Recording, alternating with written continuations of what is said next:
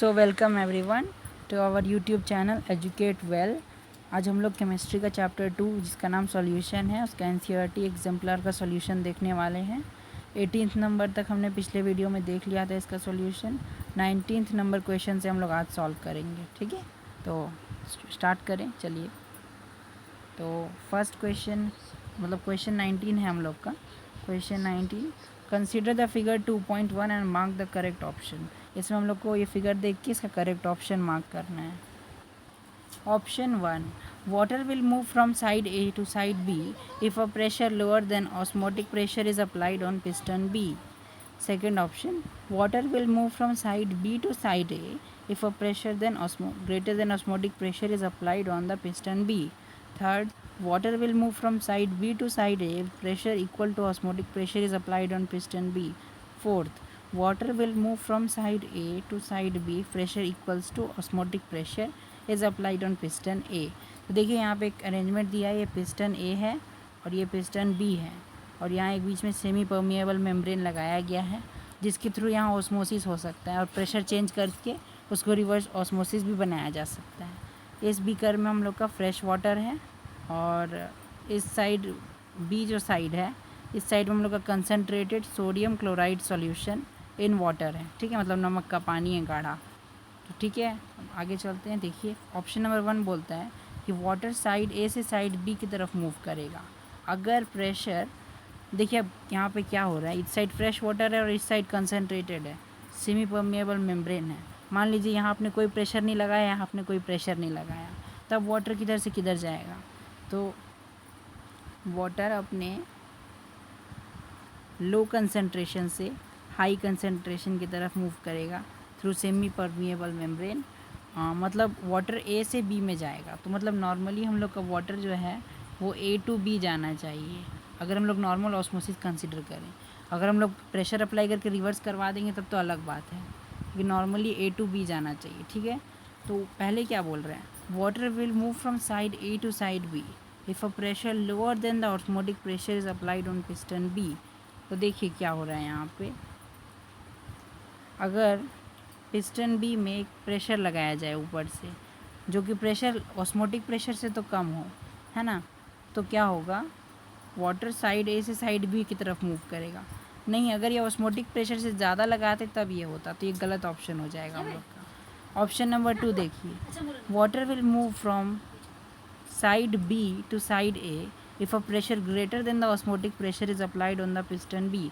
ये सही स्टेटमेंट है, क्योंकि अगर हम लोग पिस्टन बी पे ऑस्मोटिक प्रेशर से ज़्यादा प्रेशर लगा देंगे तो वाटर साइड बी से साइड ए आने लगेगा। रिवर्स ऑस्मोसिस का कॉन्सेप्ट होता है कि अगर हम लोग कंसनट्रेटेड सॉल्यूशन पे भी अगर पिस्टन से ज़्यादा प्रेशर लगा दें, ऑस्मोटिक प्रेशर से ज़्यादा प्रेशर लगा दें, मतलब अगर पाई से ज़्यादा प्रेशर लगा दें तो ये वाटर अपने लो कंसनट्रेशन से अपने हाई कंसनट्रेशन में मूव करने लगेगा वाटर, और इसको रिवर्स ऑस्मोसिस बोलते हैं। ये सेकेंड वाला पार्ट बिल्कुल सही हो गया और ये ऑप्शन करेक्ट है। ठीक है, water will move from side B to side A if a pressure equal to osmotic pressure is applied on piston B. देखिए थर्ड ऑप्शन में क्या बोल रहा है, वाटर जो है पिस्टन बी, मतलब बी तो सही हो ही गया, तो थर्ड फोर्थ सही हो नहीं सकता, लेकिन हम लोग अंडरस्टैंडिंग पर्पस ऑफ व्यू से देख ले रहे हैं। Water will move from side B to side A if a pressure equal to osmotic pressure is applied on piston B. अगर आप इक्वल प्रेशर लगा देंगे ऑस्मोटिक प्रेशर जितना, तो दोनों तरफ से बराबर हो जाएगा, तो वाटर का मूवमेंट तो स्टॉप हो जाएगा, ना बी से ए जाएगा ना ए से बी जाएगा, लेकिन यहाँ लिखा है साइड बी से साइड ए जाएगा, तो ये गलत ऑप्शन हो गया। यहाँ से आपका ऑप्शन सी भी करेक्ट नहीं है। ऑप्शन डी एक बार देख लेते हैं, fourth option, water will move from side A to side B if a pressure equal to osmotic pressure applied on piston. ये भी सेम लॉजिक से गलत स्टेटमेंट हो जाएगा, क्योंकि अगर प्रेशर हम लोग इक्वल टू ऑस्मोटिक प्रेशर लगा देंगे पिस्टन ए पे या पिस्टन बी पे, तो वाटर तो कहीं मूव नहीं करेगा, वाटर का मूवमेंट ही नहीं होगा, क्योंकि ऑस्मोटिक प्रेशर के इक्वल लगाने से तो वाटर मूव कहाँ से करेगा, है ना। तो इसका ऑप्शन नंबर हम लोग का be most appropriate option tick करना रहता है, तो बी हम लोग का मोस्ट अप्रोप्रिएट है, तो इसमें हम लोग का बी ऑप्शन सही ऑप्शन हो गया। ठीक है, अब आगे चलते हैं हम लोग। क्वेश्चन नंबर 20 आया। देखिए क्वेश्चन नंबर 20 है, we have 3 aqueous solutions of NaCl labeled as A, B and C with concentration 0.1 molar, 0.01 molar and 0.001 molar respectively. The value of van't Hoff factor for this solution will be in the order of. देखिए यहाँ पे क्या बोला है हम लोग का, van't Hoff factor का ऑर्डर पूछा गया है हम लोग से। तो हम लोग यहाँ पे बताएंगे 3 NaCl's की मोलारिटी अलग अलग है। तो देखिए इसके पहले मैं आपको फॉर्मूला बता देता हूँ, फिर मैं डिस्कस करूँगा कि वो फॉर्मूला इसमें किस हिसाब से हम लोग अप्लाई करेंगे। तो देखिए क्योंकि वो NaCl सॉल्यूशन है तो वेंट ऑफ फैक्टर क्या होता है, वेंट ऑफ फैक्टर होता है आपका होता है कि number of moles after dissociation divided by total number of moles, है ना। तो ये हम लोग बता सकते हैं। इसमें हम लोग ये जानते हैं कि आई हम लोग का कंसंट्रेशन पे डिपेंड नहीं करता है। देखिए फार्मूला क्या होता है, जैसे कि मोलैरिटी और इसको रिलेट करने के लिए बहुत सारे क्वालिटेटिव प्रॉपर्टीज़ में ये आता है, लेकिन वेंट हॉफ फैक्टर मोलैरिटी पे डिपेंड नहीं करता है। जब भी NaCl आएगा तो उसका एक फिक्स्ड वेंट हॉफ फैक्टर है 2, क्योंकि number of ions produced after dissociation of 1 mole of an electrolyte उसी को हम लोग वेंट ऑफ फैक्टर बोलते हैं। तो NaCl अगर कितना भी कंसनट्रेशन लिया जाए हमेशा तो इसका वेंट ऑफ फैक्टर 2 ही रहेगा। तो आई का वैल्यू इसमें तो फिक्स्ड है, ये किसी भी चीज़ के लिए फिक्स्ड है, तो ये कंसंट्रेशन पर डिपेंड नहीं करता है। तो इसमें कंसंट्रेशन वो दे के आपको कंफ्यूज करने की कोशिश कर रहा है, तो आपको कंफ्यूज नहीं होना है। क्वेश्चन बिल्कुल सही है, इसका बिल्कुल सिंपल सा आंसर है IA equals to IB equals to IC। मतलब वेंट ऑफ फैक्टर तीनों सोल्यूशन का हम लोग का इक्वल रहेगा। इक्वल क्यों हुआ, क्योंकि कंसंट्रेशन पर वो डिपेंड ही नहीं करता है। कंसंट्रेशन कुछ भी आप ले लीजिए, वेंट ऑफ फैक्टर हमेशा एक कांस्टेंट होता है ना। अगर एक ये फॉर्मूला आपने पढ़ा होगा I equals to 1 + n-1 into alpha, तो आप लोग ने सोचा होगा कि I अल्फ़ा पे डिपेंड करता है और n पे डिपेंड करता है, लेकिन अल्फ़ा और n ये सब वीक इलेक्ट्रोलाइट के केस में ये फॉर्मूला होता है I का। जो स्ट्रॉन्ग इलेक्ट्रोलाइट होते हैं हम लोग के उसके केस में ये नहीं होता। अगर ये फॉर्मूला भी अगर आप लोग देखेंगे तो उसमें भी कहीं कंसंट्रेशन का टर्म नहीं आ रहा है। तो वीक इलेक्ट्रोलाइट के लिए भी अगर आप लोग देखेंगे अलग अलग कंसंट्रेशन पे तो वेंट ऑफ फैक्टर उसमें थोड़ा सा चेंज हो जाता है अल्फ़ा की वजह से, क्योंकि अल्फ़ा चेंज होता है, लेकिन स्ट्रॉन्ग इलेक्ट्रोलाइट के केस में इक्वल ही होगा। तो यहाँ कोई एम्बिग्यूटी भी नहीं है, तो इसका आपका ऑप्शन नंबर 3 हो जाएगा सही आंसर। हमने बहुत डिस्कस कर लिया है, अब नेक्स्ट क्वेश्चन पे चलते हैं। क्वेश्चन नंबर 21, क्वेश्चन नंबर 21 देखिए क्वेश्चन नंबर 21 है on the basis of information given below mark the correct option. देखिए यहाँ पे 3 इन्फॉर्मेशन हम लोग को दिया गया है ABC, इसके बेसिस पे हम लोग को यहाँ पे करेक्ट ऑप्शन को मार्क करना है, ठीक है। पहला ऑप्शन देखते हैं, in bromoethane and chloroethane mixture intermolecular interactions of AA and BB types are nearly same as AB type interaction. ये आप लोग को मतलब इन्फॉर्मेशन एज अ इन्फॉर्मेशन दिया हुआ है, तो ये आप लोग को मान लेना है कि ये सही है, ठीक है। आप रिसर्च नहीं करेंगे कि सही है कि गलत है, NCERT ने दे दिया ये सही इन्फॉर्मेशन है, आपको ये मान के ये ऑप्शन को चेक करना है, ठीक है। तो मतलब AA BB का AB के तरह ही इंटरेक्शन है, मतलब ये आइडियल सॉल्यूशन बनेगा इसका A और B का, A2 और B2 का, तो ये आइडियल सॉल्यूशन बनेगा और राउल्ट्स लॉ को फॉलो करेगा, ठीक है। तो A will follow Raoult's law, AR हम ऐसे लिख देते हैं AR, मतलब A will follow Raoult's law, ठीक है। B in ethanol and acetone mixture AA or BB type intermolecular interactions are stronger than AB type interactions। देखो इथेनॉल और एसीटोन मिक्सचर में AA और BB टाइप स्ट्रॉन्ग रहता है AB type interactions. तो option B जो है ये हम लोग का पॉजिटिव डेविएशन शो करेगा, है ना। तो P जो है वो पॉजिटिव डेविएशन शो करेगा, तो इसको प्लस से डिनोट कर दे रहे हैं। और C जो है क्लोरोफॉर्म एंड एसीटोन का मिक्सचर है इसमें, तो ये हम लोग का नेगेटिव डेविएशन शो करता है, ठीक है। ये थ्योरी का पार्ट है। B जो है आपका पॉजिटिव डेविएशन शो करेगा इथेनॉल और एसीटोन, और क्लोरोफॉर्म और एसीटोन नेगेटिव टाइप, क्योंकि देखिए ना अगर आपको याद नहीं भी है तो यहाँ दिया हुआ है इंटरमोलिकुलर इंटरेक्शन, B नंबर देख रहे हैं हम लोग, intermolecular interactions are stronger than AB type interaction. अगर स्ट्रॉन्ग हो गया इंटरमोलिकुलर इंटरेक्शन स्ट्रॉन्गर हो जाएंगे, तो अगर इंटरमोलिकुलर इंटरेक्शन स्ट्रॉन्गर हो गए तो ये पॉजिटिव डेविएशन दिखाएगा, है ना। और क्लोरोफॉर्म एसीटोन मिक्सचर जो है नेगेटिव डेविएशन दिखाएगा। तो हम लोग का ऑप्शन नंबर देखिए क्या है, solution B and C will follow Raoult's law. ये तो आप लोग को पता है कि non ideal solution Raoult's law कभी भी फॉलो नहीं करते हैं, तो B और C दोनों डेविएशन दिखा रहे हैं राउल्ट्स लॉ से, तो दोनों का भी फॉलो ही नहीं कर सकते क्योंकि दोनों में डेविएशन है, तो राउल्ट्स लॉ तो फॉलो करेंगे नहीं, तो ये ऑप्शन एक इनकरेक्ट हो गया। सॉल्यूशन A भी फॉलो राउल्ट्स लॉ, देखिए AR मतलब A will follow Raoult's law. इसके लिए तो हम लोग कुछ देखने का जरूरत भी नहीं था, सिर्फ ये ऑप्शन देखे थे तभी हम लोग को पता चल गया था। और ये सिंगल करेक्ट है तो इसमें एक ही करेक्ट हो सकता है। फिर भी चलिए सब डिस्कस कर लिया हम लोगों ने। थर्ड में क्या है, solution B will show negative deviation from Raoult's law, नहीं बी पॉजिटिव डेविएशन दिखाएगा, अभी हम लोग डिस्कस किए हैं, ये भी गलत हो गया। Solution C will show positive deviation from Raoult's law, नहीं सी नेगेटिव डेविएशन दिखाएगा, क्योंकि यहाँ पे इंटरमॉलिकुलर इंटरेक्शन वीक हो जा रहा है। इंटरमॉलिकुलर इंटरेक्शन वीक हो रहा है मतलब वो नेगेटिव डेविएशन दिखाता है, ठीक है, ये आप लोगों ने थ्योरी में पढ़ा होगा। तो इसका ऑप्शन नंबर 2 ही करेक्ट ऑप्शन है एक तो, ठीक है, तो उसमें अच्छा से कर देते हैं ऑप्शन नंबर 2 को सही, ठीक है। क्वेश्चन नंबर 22 पे चलते हैं। आया क्वेश्चन नंबर 22, देखिए क्वेश्चन नंबर 22 में क्या दिया है, 2 beakers of capacity 500 ml were taken, आपने 2 बीकर लिया जिसका कैपेसिटी 500 ml था। One of this beaker label as A, एक को आपने ए लेबल कर दिया और एक को बी लेबल कर दिया। ए वाले में आपने 400 ml वाटर डाला, ये देखिए ये ए है और ये बी है। ए में आपने 400 ml वाटर डाल दिया और बी में आपने NaCl का सॉल्यूशन बना दिया, ठीक है, 400 ml of 2 molar NaCl solution डाल दिया, ठीक है। सेम टेम्परेचर पे दोनों ही बीकर्स को आपने क्लोज्ड कंटेनर में रख दिया, दोनों का मटेरियल सेम और कैपेसिटी भी सेम, ठीक है, वही दिया हुआ है क्वेश्चन में। तो गिवन टेम्परेचर पे, मतलब टेम्परेचर के लिए आपको नहीं सोचना है, आपको और दूसरा चीज़ फैक्टर्स के बारे में सोचना है। कौन सा इन चारों स्टेटमेंट में से करेक्ट स्टेटमेंट है vapour pressure of pure water और NaCl के बारे में। तो देखिए आपने किसी इसका एक, देखिए आपने किसी भी एक बॉक्स लिया, ठीक है, उस बॉक्स में आपने एक चीज़ रखा है तो ढक्कन खुला हुआ है ऊपर से और इसमें आपने कुछ डाल के रखा है, तो इसमें कुछ वॉलेटाइल सॉल्यूट होंगे, मतलब वॉलेटाइल सॉल्वेंट होगा जो उड़ के जाएगा और चारों तरफ अपने वेपर्स बना के कंडेंस करेगा, है ना। तो इससे क्या होगा यहाँ पे, तो क्या होगा यहाँ पे वेपर्स इसके बनेंगे और इस वेपर की वजह से कुछ यहाँ पे वेपर प्रेशर क्रिएट हो जाएगा, ठीक है, इसी को हम लोग वेपर प्रेशर यहाँ पे बन जाएगा, ठीक है। तो हम लोग यहाँ पे कंपेयर करना है, तो देखिए क्वेश्चन पे आते हैं अब। क्वेश्चन में क्या दिया है, 2 बीकर्स आपने लिया है 500 ml का, ठीक है, एक है मतलब उसमें एक में 400 ml आपने रखा है वाटर, ठीक है, और दूसरे में आपने 400 ml इतना NaCl ऐड कर दिया। तो देखिए हम सिंपल से, इसमें बहुत ही सिंपल कॉन्सेप्ट लग रहा है। देखिए आप 2 बीकर ले लीजिए यहाँ पे, मतलब ये तो कंटेनर है, इसके अंदर में आप 2 बीकर ले लीजिए यहाँ पे, ठीक है, एक में आप वाटर डालिए, एक में हमने चलिए वाटर डाल दिया और एक में हमने वाटर डाला और ऊपर से थोड़ा NaCl भी डाल दिया उसमें मिला के, ठीक है, NaCl डाला, है ना। अब देखिए क्या बोल रहा है क्वेश्चन में, वेपर प्रेशर कैलकुलेट करने की बात हो रही थी यहाँ पे।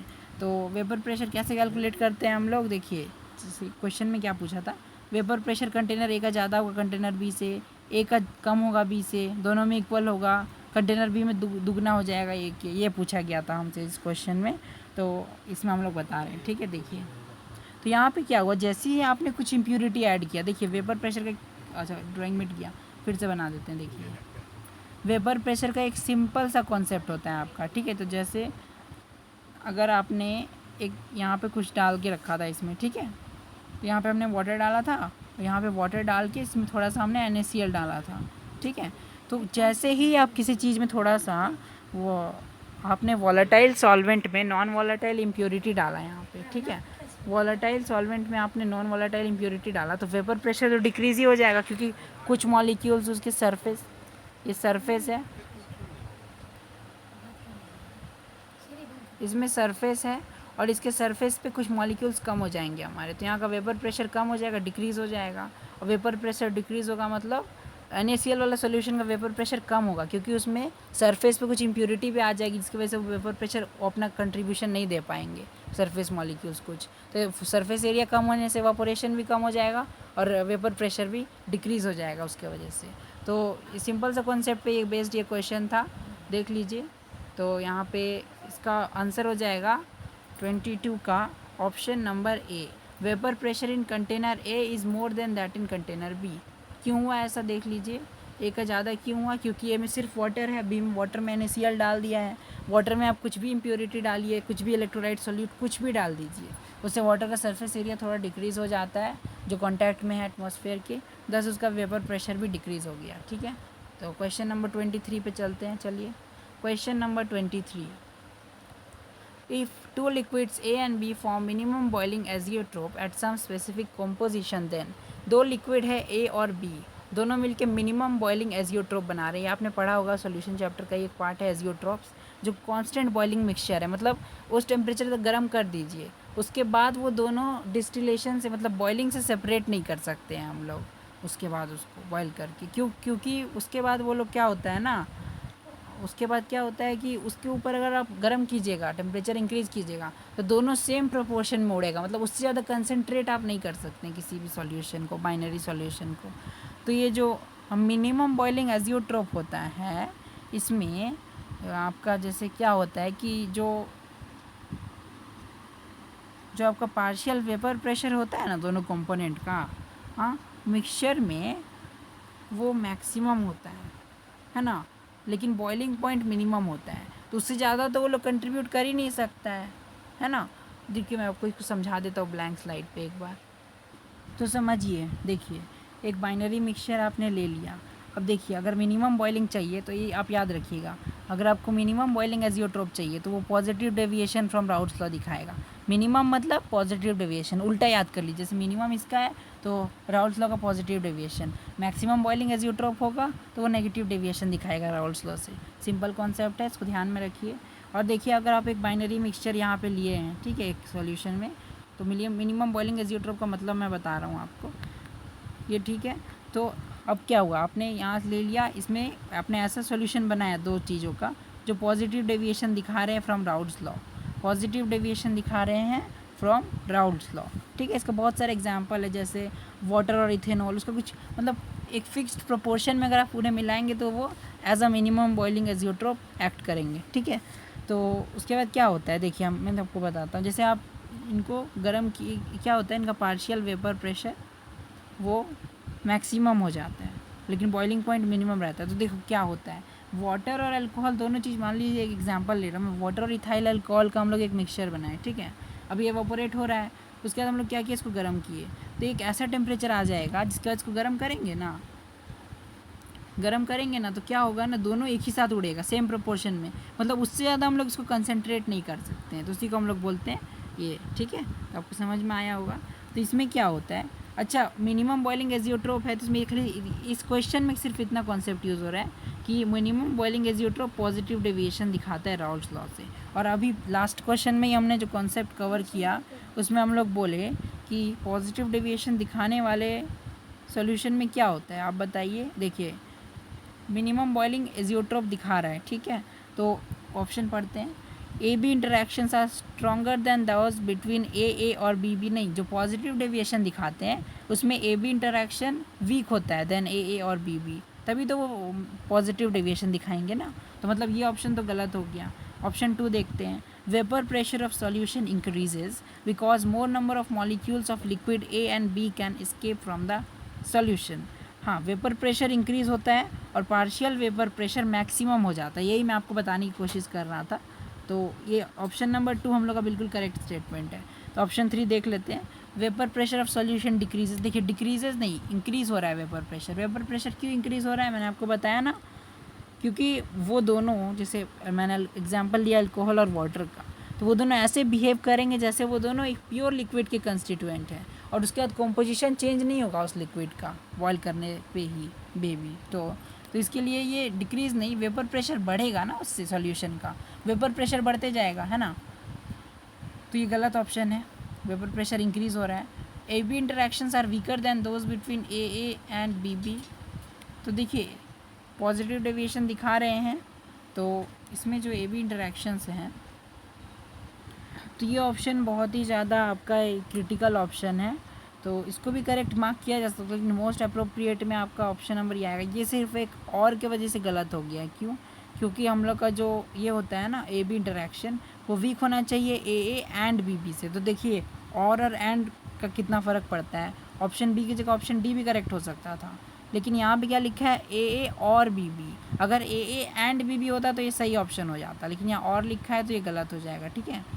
क्यों ये गलत हुआ, देखिए ए बी इंटरेक्शन वीक तो होता है, लेकिन ए के इंटरेक्शन से भी और बी के इंटरेक्शन से भी, और नहीं, बीच में यहाँ एंड लगता तो ये सही ऑप्शन हो जाता, क्योंकि हम लोग मिनिमम बॉइलिंग एजियोट्रोप मतलब जो पॉजिटिव डेविएशन दिखाए, तो पॉजिटिव डेविएशन का ये कंडीशन होता है, लेकिन ए एंड बी होता है, तो एंड और का भी ध्यान रखिएगा, उससे भी बहुत आपके आंसर में चेंजेस आ सकते हैं, लेकिन मोस्ट अप्रोप्रिएट 2 ऑप्शन है, इसीलिए यही सही ऑप्शन है। यहाँ पे अगर एंड होता तो ये भी सही हो जाता। ठीक है, चलिए फिर आगे चलते हैं। क्वेश्चन नंबर 24 पे चलते हैं हम लोग। ठीक है, क्वेश्चन नंबर 24।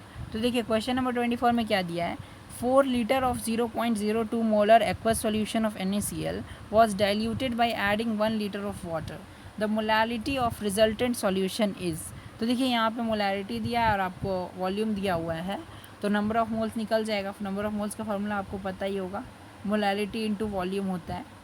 देखिए तो मोलारिटी क्या दिया है 0.02 मोलर, और कितना वॉल्यूम दिया है 4 लीटर्स, तो नंबर ऑफ मोल्स क्या आ गया 0.08 मोल्स। इतना मोल है हम लोग के पास NaCl का। इसमें हमने 1 लीटर ऑफ वाटर को ऐड किया, तो फाइनल वॉल्यूम कितना हो गया, वॉल्यूम फाइनल V फाइनल लिख रहा हूँ मैं इससे। आपने 1 लीटर वाटर ऐड किया है, पहले 4 लीटर था, तो आपका ये 5 लीटर हो गया वॉल्यूम। ठीक है, वॉल्यूम 5 लीटर और नंबर ऑफ मोल्स इतना है, तो फाइनल मोलालिटी निकालनी है। तो ठीक है, तो डेंसिटी हम लोग को नहीं गिवन है, तो डेंसिटी हम लोग वाटर का 1 ग्राम पर सेंटीमीटर क्यूब लेके चलते हैं। ठीक है, तो हम लोग का इसका जो वॉल्यूम आ जाएगा, तो मोलालिटी का फार्मूला क्या होता है आपका, देखिए मोलालिटी का फार्मूला होता है number of moles upon mass of solvent in kg।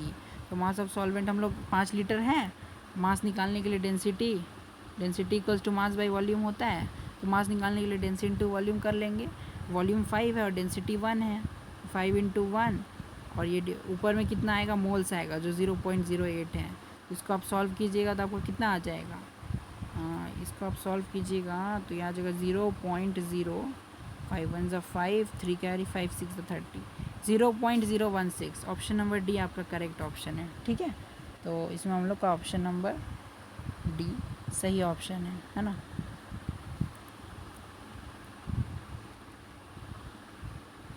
तो इस क्वेश्चन उम्मीद है आपको समझ में आएगा। एक बार फिर से मैं आपको बता देता हूँ, थोड़ा जल्दी हो गया ये।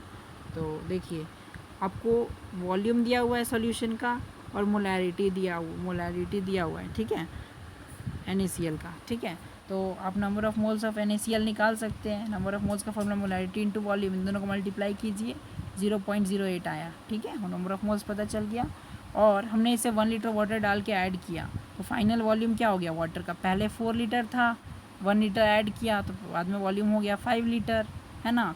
और डेंसिटी और क्वेश्चन में नहीं दिया है, तो हम लोग 1 ग्राम पर cc मान के चलेंगे, 1 ग्राम पर सेंटीमीटर क्यूब, है ना।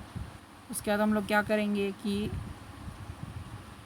मोलालिटी पूछा है, तो मोलालिटी का फॉर्मूला हम लोग जानते हैं क्या होता है। मोलालिटी का फॉर्मूला होता है आपका number of moles of solute divided by mass of solvent in kg। तो देखिए नंबर ऑफ मोल्स क्या आएगा सॉल्यूट का 0.08, है ना, और मास आप रखिए, मतलब मास को क्या लिख सकते हैं हम लोग, डेंसिटी इंटू वॉल्यूम। तो डेंसिटी इंटू वॉल्यूम, डेंसिटी आपका 1 ग्राम पर cc है और वॉल्यूम आपका 5 लीटर्स है ना। तो इसको आप यहाँ पे कैंसिल करके देखिए, तो ये आता है हम लोग का 0.016। अभी मैंने पीछे कैलकुलेशन किया था, आप देख सकते हैं। ये ऑप्शन नंबर 4 इसका करेक्ट ऑप्शन है। 24 का ऑप्शन नंबर डी करेक्ट है। ठीक है, तो हम लोग नेक्स्ट ऑप्शन पे चलेंगे, पहले इसको मैं ठीक कर दूँ। ठीक है, चलिए आगे चलते हैं। Question number 25, on the basis of information given below mark the correct options. Information on adding acetone to methanol, some of the hydrogen bonds between methanol molecule break। Information आपको दिया है कि एसीटोन को मिथेनॉल में जब आप डालते हैं तो मिथेनॉल मॉलिक्यूल्स के बीच का कुछ हाइड्रोजन बॉन्ड्स ब्रेक हो जाते हैं, मतलब जो आपका AA और BB टाइप इंटरेक्शंस हैं उससे वीक इंटरेक्शन है AB का, ये दिया हुआ है ना। तो देखिए हम क्या इसमें ये दिया हुआ है, at specific composition methanol acetone binary minimum boiling azeotrope. तो यहाँ लिखा है ऑप्शन बी में मैक्सिमम बॉइलिंग एजियोट्रोप, है ना, मिनिमम बॉइलिंग एजियोट्रोप। तो देखिए 2 ऑप्शन तो आप इसमें ऐसे ही एलिमिनेट कर सकते हैं। देखिए मिनिमम बॉइलिंग एजियोट्रोप बोला है तो मतलब पॉजिटिव डेविएशन दिखाना चाहिए, तो यहाँ दिया है नेगेटिव डेविएशन, ये ऐसे ही गलत हो गया, है ना। फिर क्या दिया है maximum boiling azeotrope negative deviation, ये तो ठीक लग रहा है। Maximum boiling azeotrope positive deviation, देखिए ऑप्शन नंबर बी भी गलत है, क्योंकि मैक्सिमम बॉइलिंग एजियोट्रोप जो बना दिया वो नेगेटिव डेविएशन दिखाना चाहिए, तो पॉजिटिव डेविएशन तो दिखाएगा ही नहीं, तो ये दोनों ऑप्शन तो आउट हो गए आपके। अब ये 2 ऑप्शन बचे हैं, तो इनमें से देख लीजिए कौन सा करेक्ट ऑप्शन है। तो देखिए जो उन्होंने उसके बॉन्ड को ब्रेक कर दिया, मतलब कि इंटरेक्शन वीक हो गया, मतलब वेपर प्रेशर इंक्रीज़ हो गया। अब कोई भी एक क्वांटिटी इंक्रीज़ अगर होता है वेपर प्रेशर जैसा, तो मतलब वो पॉजिटिव डेविएशन दिखाएगा, और पॉजिटिव डेविएशन दिखाने वाला ऑप्शन नंबर 1 है। तो आपका इसका करेक्ट ऑप्शन 25th का है ना, तो मैक्सिमम डेविएशन, हाँ ऑप्शन नंबर 1 इसका आपका करेक्ट हो जाएगा। ठीक है, तो it is all option number 1। तो चलिए नेक्स्ट क्वेश्चन पे चलते हैं। क्वेश्चन नंबर 26, ये है हम लोग का लास्ट क्वेश्चन, MCQ टाइप 1 का क्वेश्चन, मतलब इसमें सिंगल ऑप्शन करेक्ट है। इसका लास्ट क्वेश्चन है KH वैल्यू, मतलब हेनरी कांस्टेंट का वैल्यू दिया हुआ है यहाँ पे हम लोग को for argon, carbon dioxide, formaldehyde and methane, चारों का वैल्यू ये और ये और ये है। ठीक है, तो आपको वैल्यूज़ याद नहीं करना है, इसमें वैल्यूज़ देख के कंपेयर करना है किसका ज़्यादा है किसका कम है। इंक्रीजिंग सॉल्युबिलिटी पे हम लोग को अरेंज करना है। तो देखिए आपको एक कॉन्सेप्ट पता होगा, हेनरी कांस्टेंट और सॉल्युबिलिटी इन्वर्सली प्रोपोर्शनल होता है ना, अगर प्रेशर सेम है, जो कि नहीं दिया हुआ है तो सेम ही है। तो हेनरी कांस्टेंट है आपका, उसके इन्वर्स रिलेशन आपका सॉल्युबिलिटी का हो जाएगा। यहाँ पे देखिए आपको क्या दिया हुआ है, चारों का आपका ये दिया हुआ है आपका हेनरी कांस्टेंट। तो इस पर अरेंज करते हैं हम लोग जल्दी से। देखिए आर्गन का आपका है 40, मीथेन का सॉरी कार्बन डाइऑक्साइड का है 1, इसका है इसका -5, तो बहुत छोटा है, इसका फिर भी थोड़ा मतलब कंसिडरेबल है। तो सबसे ज़्यादा आपका किसका है, आर्गन का है।